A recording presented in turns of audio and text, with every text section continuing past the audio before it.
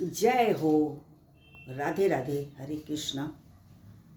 छठवीं सातवीं नवरात्रि की माता कात्यायनी देवी और काल रात्रि आप सभी का हवन के माध्यम से स्वागत। जय माँ। अब हवन का कार्यक्रम स्टार्ट होने जा रहा है। हवन का कार्यक्रम स्टार्ट होने जा रहा है।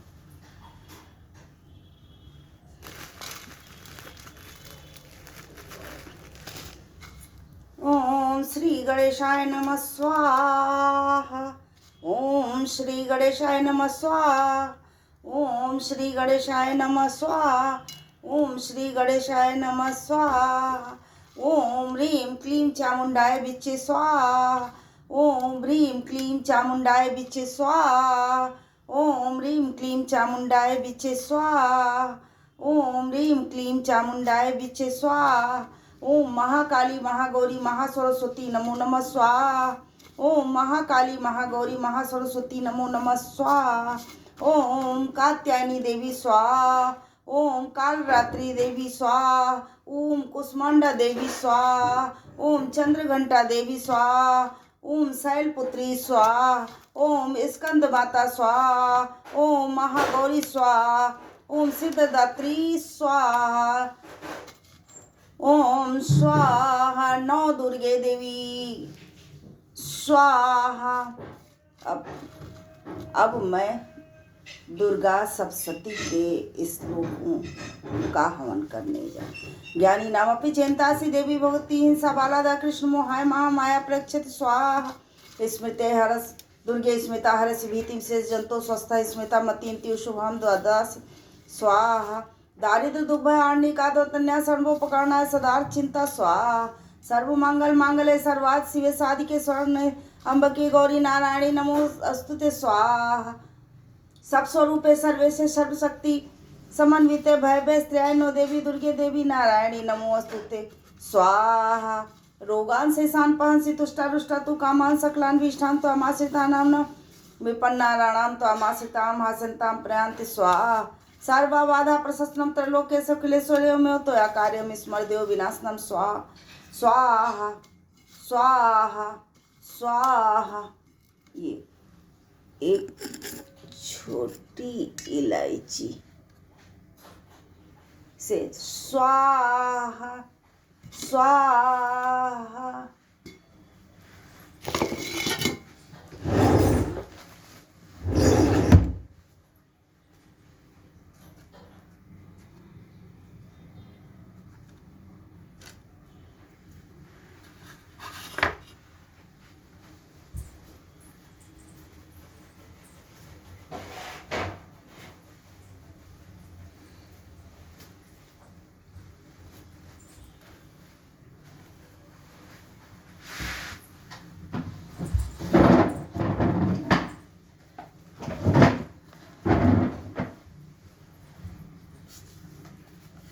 माँ दुर्गा सप्तशती की जय हो। जय हो कात्यायनी माँ। 36 पर की लग लो। 36 कहाँ? ये 36 पर की लग लो।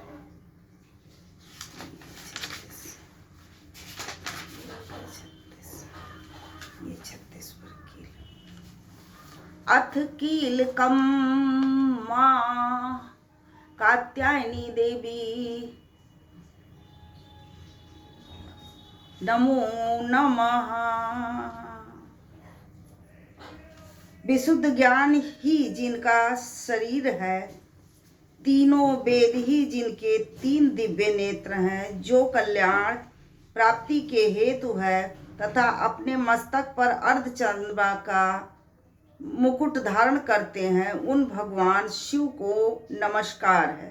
मंत्रों का जो अभिकीलक है अर्थात मंत्रों की सिद्धि में विघ्न उपस्थित करने वाले साप रूपी कीलक का जो निवारण करने वाला है, उस सप्तशती सस्रोत को संपूर्ण रूप से जानना चाहिए। यद्यपि सप्तशती के अतिरिक्त अन्य मंत्रों के जप में भी जो निरंतर लगा है वह भी कल्याण का भागी ही होता है। उसके भी उच्चाटन आदि कर्म सिद्ध होते हैं तथा उसे भी समस्त दुर्लभ वस्तुओं की प्राप्ति होती है। तथापि जो अन्य मंत्रों का जप न करके केवल इस सप्तशती मानक सस्रोत से ही इस देवी की स्तुति करते हैं, उन्हें स्तुति मात्र से ही सच्चिदानंद स्वरूपिणी देवी सिद्ध हो जाती हैं। जय माता कात्यायनी। उन्हें अपने कार्य की सिद्धि के लिए मंत्र, औषधि और अन्य किसी साधन के उपयोग की आवश्यकता नहीं होती है। बिना जप के ही उनके उच्चाटन आदि समस्त अभिचारिक कर्म सिद्ध हो जाते हैं। इतना ही नहीं, उनकी संपूर्ण अभीष्ट वस्तुएं भी सिद्ध होती हैं। लोगों के मन में यह शंका थी कि जब केवल सप्तशती की उपासना से और सप्तशती को छोड़कर अन्य मंत्रों की उपासना से भी समान रूप से कार्य हमारे सिद्ध हो जाते हैं, तब इनमें श्रेष्ठ कौन सा साधन है जिसे मैं यूज कर सकूं? लोगों की इस शंका को सामने रखकर भगवान शंकर जी अपने पास साधन आए हुए जिज्ञासुओं का समाधान करते हुए यह सप्तशती नामक संपूर्ण स्रोत ही सर्वश्रेष्ठ और कल्याणकारी है, इसे ही आप लोग भी करें, सर्व सिद्धिदात्री के लिए है। तदंतर भगवती चंडिका के सप्तशती नामक सस्रोत को महादेव जी ने गुप्त कर दिया। सप्तशती के पाठ से जो पुण्य होता है उसकी कभी समाप्ति नहीं होती है,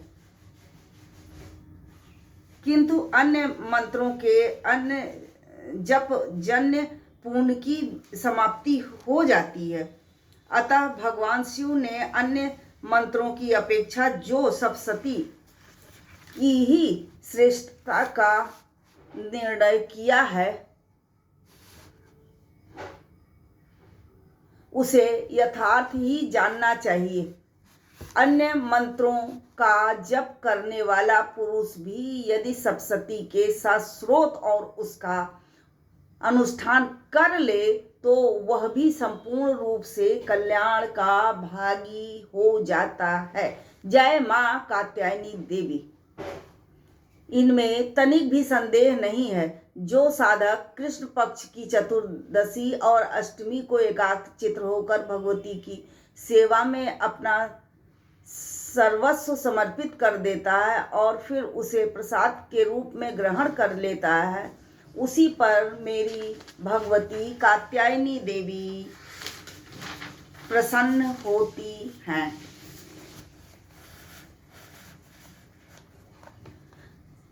अन्यथा उनकी प्रसन्नता नहीं होती है। इस प्रकार सिद्धि के प्रतिबंध रूप कीलक के द्वारा महादेव जी ने इन सस्रोतों को कीलित कर रखा है। पूर्वोक्त रीति से निष्कीलन करके इस सप्तशती का प्रतिदिन स्पष्ट उच्चारण रूप से पाठ करते हैं वह मनुष्य सिद्ध को प्राप्त हो जाते हैं, वही देवी का पार्षद होते हैं और वही गंधर्व भी होता है। सर्वस्त्र विचरते रहने पर भी इस संसार में उसे कहीं भी भय नहीं होता है, किसी प्रकार का डर कभी भी नहीं बना होता। माँ कात्यायनी के रहते हुए, माँ दुर्गे महारानी के रहते हुए कभी भी भय प्राप्त नहीं होता है। वह मृत्यु के बस में भी नहीं पड़ता है और देह त्यागने के तदंतर मोक्ष को प्राप्त कर लेता है। अतः कीलक को जानकर उसका परिहार करके ही दुर्गा सप्तशती का पाठ आरंभ करें। जय हो कात्यायनी महारानी। जो ऐसा नहीं करता है उसका नाश हो जाता है, इसलिए कीलक और निष्कीलन का ज्ञान प्राप्त करने पर ही यह स्रोत निर्दोष होता है और विद्वान पुरुष इस निर्दोष सस्रोत का पाठ आरंभ कर देते हैं। स्त्रियों में जो कुछ भी सौभाग्य आदि दृष्टिगोचर होता है वह सब देवी के प्रसाद का फल है। अतः इस कल्याणमय सस्रोत का सदा जप करते रहना चाहिए। इस सस्रोत का मध्य स्वर से पाठ करने पर स्वल्प फल की प्राप्ति होती है और उच्च स्वर से पाठ करने पर फल की सिद्धि होती है। जय माँ कात्यायनी देवी। अतः उच्च स्वर से ही इसका पाठ आरंभ करना चाहिए। जिनके प्रसाद में ऐश्वर्य, सौभाग्य, आयोग्य, संपत्ति, शत्रुनाश और परम मोक्ष की भी सिद्धि हो जाती है, उन कल्याणमयी जगदम्बा की स्तुति मनुष्य क्यों नहीं करते हैं। जय हो कीलक महारानी। निष्कीलक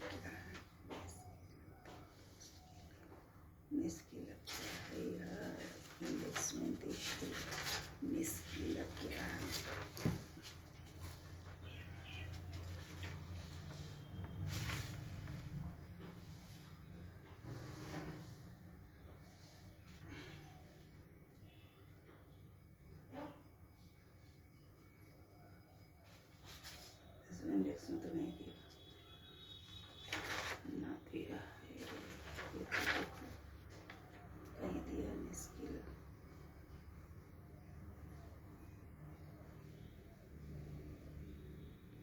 ना।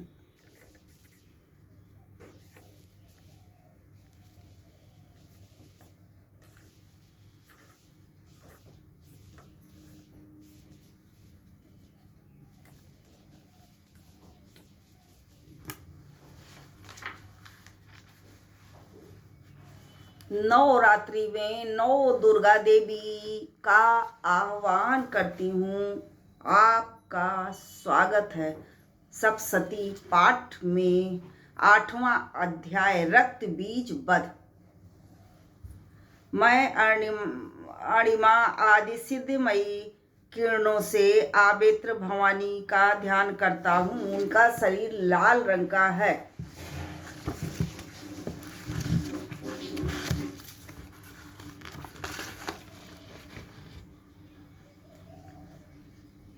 नेत्रों में करुणा लहरा रही है और हाथों में पाश, अंकुश, बाण और धनुष शोभा पाते हैं। चंड और मुंड नामक दैत्यों के मारे जाने पर बहुत सी सेना का संहार हो जाने पर दैत्यों के राजा प्रतापी शुंभ के मन में बड़ा क्रोध हुआ और उसने दैत्यों की संपूर्ण सेनाओं को युद्ध के लिए कूच करने की आज्ञा दे दी।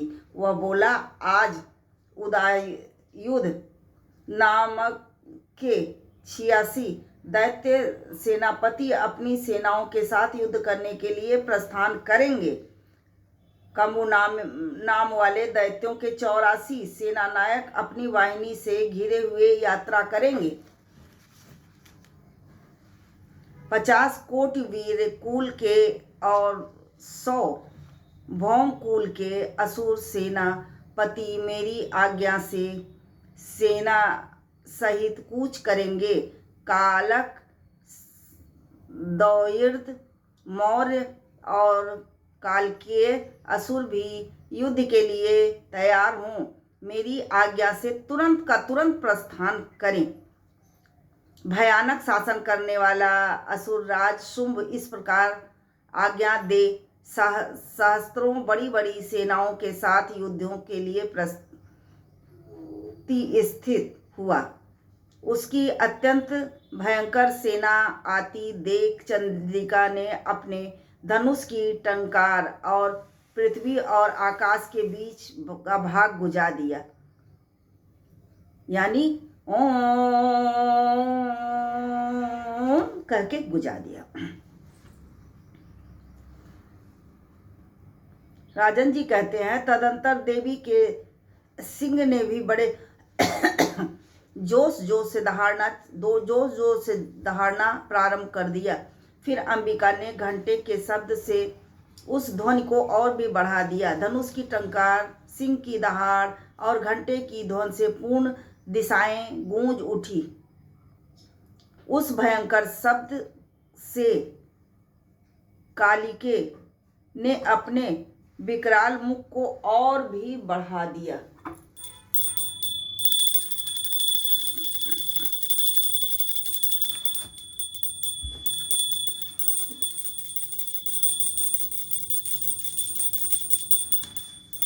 और इस प्रकार से ये विजयिनी हुई।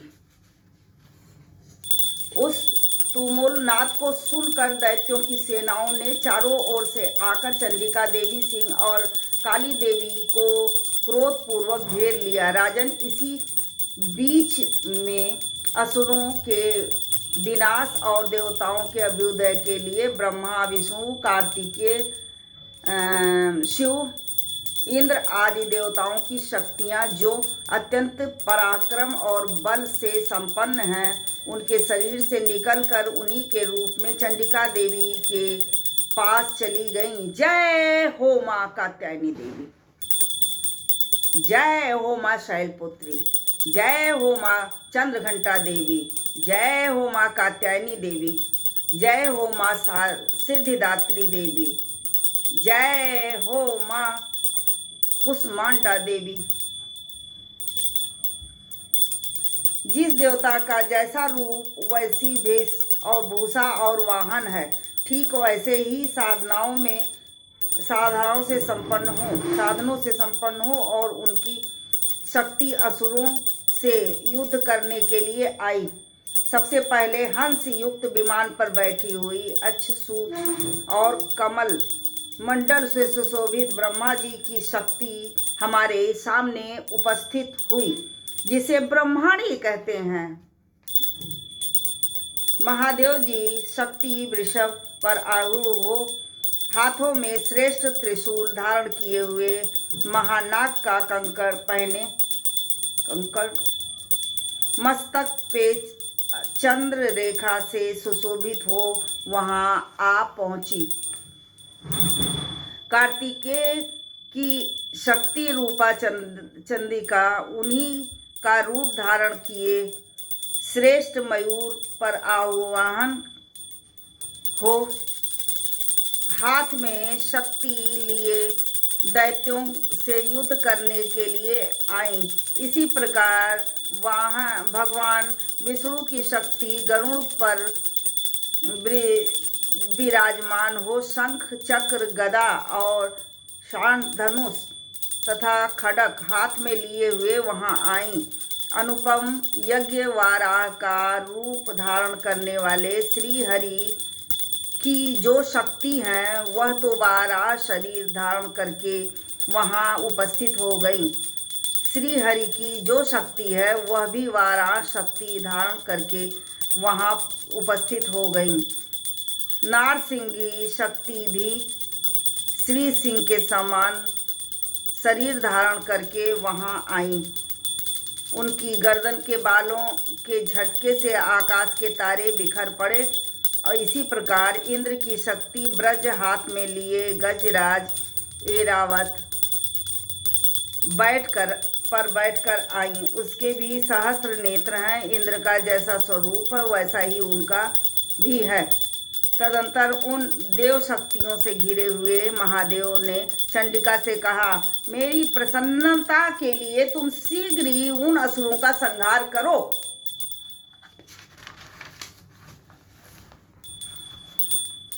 तब देवी के शरीर से अत्यंत भयानक और परम उग्र चंद्रिका शक्ति प्रकट हुई, जो सैकड़ों गीदड़ियों की भांति आवाज निकालने लगी।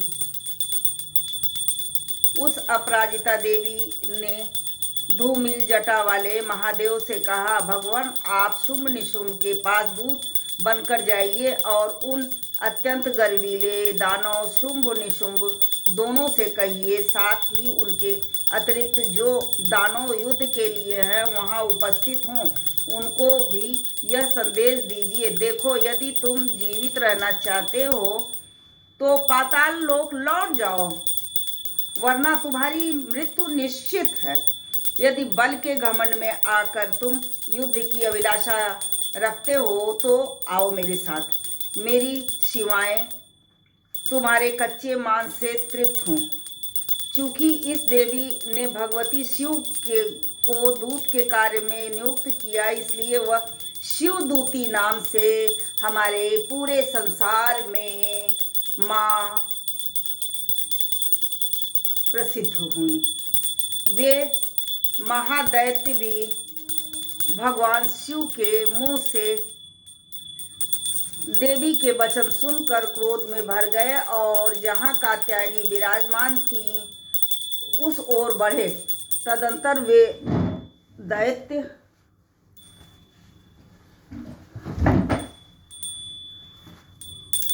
अमर्ष में भर कर पहले ही देवी के ऊपर बाण, शक्ति, दृष्टि और अस्त्रों की वर्षा करने लगे। तब देवी ने भी खेल खेल में ही धनुष की टंकार की और उससे छोड़े हुए बड़े बड़े बाणों द्वारा दैत्यों के चलाए हुए बाण, शूल, शक्ति और फरसों को काट डाला। फिर काली उनके आगे होकर शत्रुओं को शूल के प्रहार से विदीर्ण करने लगी और खटवर्ण से उनका कचूमर निकालती हुई रणभूमि में विचरने लगी। ब्रह्माणी भी जिस जिस ओर दौड़ती उसी ओर अपने कमंडलू का जल छिड़क कर शत्रुओं के ओज और पराक्रम को नष्ट कर देती। माहेश्वरी ने त्रिशूल से और वैष्णवी ने चक्र से और अत्यंत क्रोध में भरी हुई कुमार कार्तिकेय की शक्ति ने शक्ति से दैत्यों का संहार किया। इंद्र शक्ति के ब्रज प्रहार से विदीर्ण हो सैकड़ों दैत्य दानव रक्त की धारा बहाते हुए पृथ्वी पर सो गए।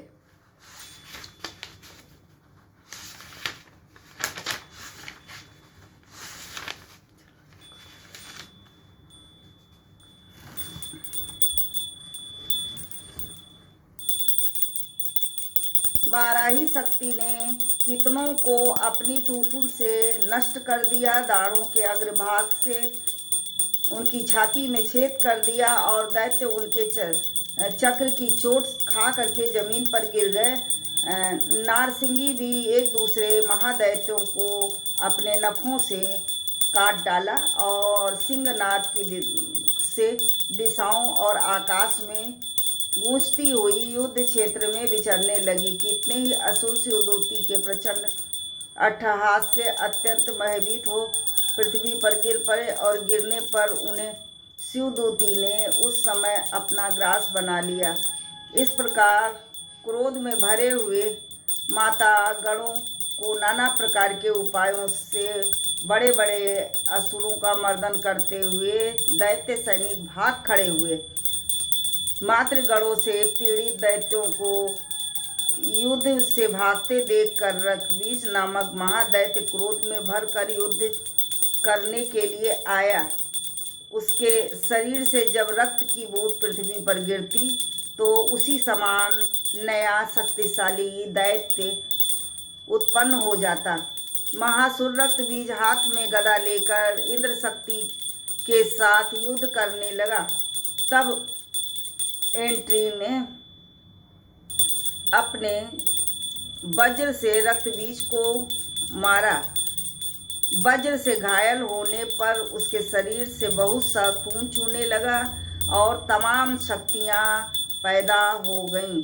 उसके शरीर से रक्त की जितनी बूंदें निकलती उतने पुरुष उत्पन्न हो जाते। हुए सब रक्त बीज के नाम से ही वीरवान, बलवान और पराक्रमी होते। वे रक्त बीज से उत्पन्न होने वाले पुरुष भी अत्यंत भयंकर अस्त्र शस्त्रों का प्रहार करते हुए वहाँ मातृ गणों के साथ घोर युद्ध करने लगे। पुनः वज्र के प्रहार से जब उनका मस्तक घायल हुआ तब रक्त बहने लगा और हजारों पुरुष उत्पन्न हो गए। वैष्णवी देवी युद्ध में रक्त बीज पर चक्र का प्रहार किया और एंट्री ने उस दैत्य से नापतियों गदा से चोट पहुंचाई। आंटी हाँ, मेगा आलू रख दो, उबल जाए कुकर में। हाँ, कत्ती अरे कल जितना रखी थी उतना रख दो, कल रखी थी ना, हाँ। उतना रख दो। वैष्णवी के चक्र से घायल होने पर उसके शरीर से जो रक्त बहा उससे जो उसी के बराबर आकार वाले दैत्य पैदा हुए, उनके द्वारा संपूर्ण जगत व्याप्त हो गया। कौमारी ने शरीर से वाराही, खड़क और माहेश्वरी ने त्रिशूल से महादैत्यों और रक्त बीज को घायल कर दिया। क्रोध में भरे हुए उस दैत्य रक्त बीज ने भी गदा से सभी मातृ शक्तियों पर पृथक पृथक प्रहार किया। शक्ति शूल आदि से अनेक बार घायल होने पर भी उसके शरीर से रक्त की धारा पृथ्वी पर गिरी। उससे भी निश्चित ही सैकड़ों असुर उत्पन्न हो गए। इस प्रकार उस महादैत्य रक्त से प्रकट हुए असुरों द्वारा संपूर्ण जगत व्याप्त हो गया। इससे उन देवताओं को बड़ा भय हुआ। देवताओं को उदास देखकर चंद्रिका ने काली से शीघ्रतापूर्वक कहा, चामुंडाए तुम अपना मुख और भी फैलाओ। ओम ह्रीं क्लीं चामुंडाए बीच स्वाहा। तथा मेरे सख्त पात्र से गिरने वाले रक्त बिंदुओं और उनसे उत्पन्न होने वाले महादैत्यों को तुम अपने इस उतावले मुख से खा जाओ। इस प्रकार रक्त से उत्पन्न होने वाले महादैत्यों का भक्षण करती हुई तुम रण में विचरती रहो। ऐसा करने से उस दैत्य का सारा रक्त क्षीण हो जाएगा और वह स्वयं भी नष्ट हो जाएगा। उन भयंकर दैत्यों को जब तुम खा जाओगी तब दूसरे दैत्य नहीं नए पैदा होंगे। काली जी यूं कहकर चंडिका देवी ने शूल से रक्त बीज को मारा और काली ने अपने मुख में उसका रक्त ले लिया।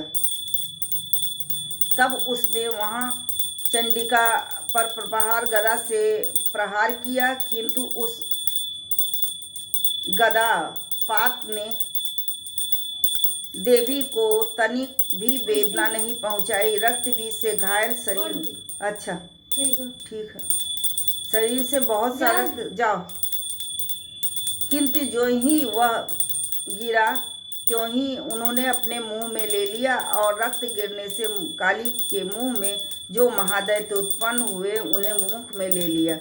रक्त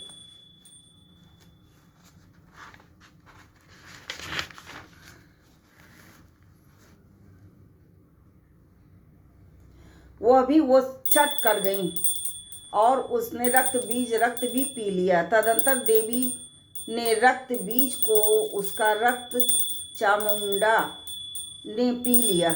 वज्र, बाण, खड़क और दृष्टि आदि से मार डाला।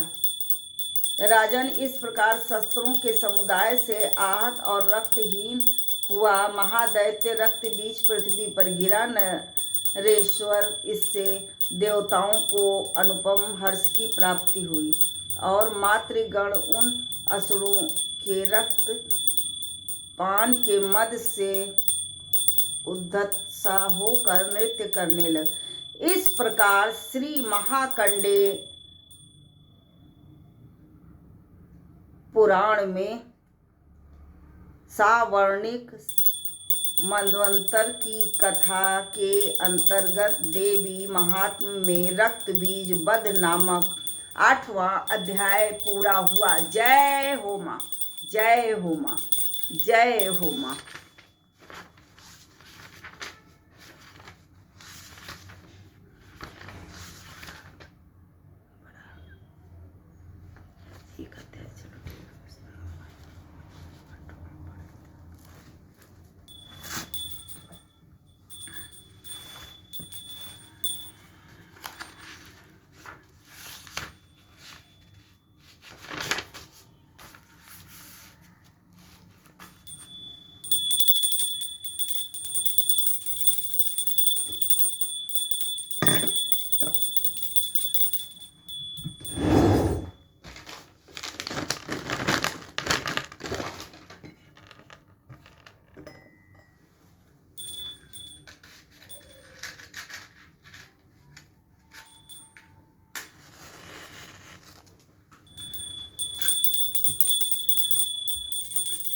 जय अम्बे गौरी मैया जय श्यामा गौरी, तुमको निस दिन ध्यावत हरि ब्रह्मा शिवरी। ओम जय अम्बे गौरी। मांग सिंदूर विराजत टीको मृग मद को, उज्ज्वल से दो नयना चंद्र बदननी को। ओम जय अम्बे गौरी। कनक समान कलेव रक्तांबर राजे, रक्त पुष्प गण माला कंठन पर छाजे।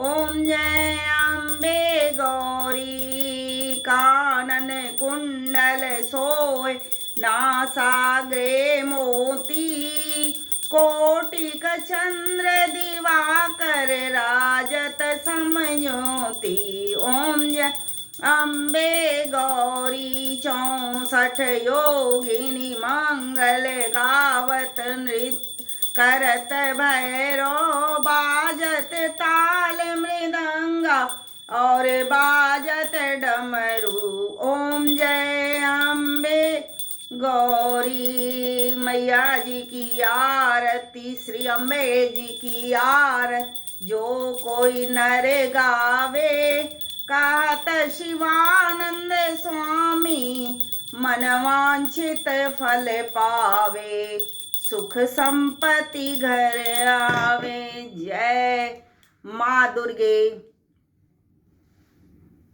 के पावन त्योहार पर मैं आप सभी का हार्दिक अभिनंदन करती हूँ।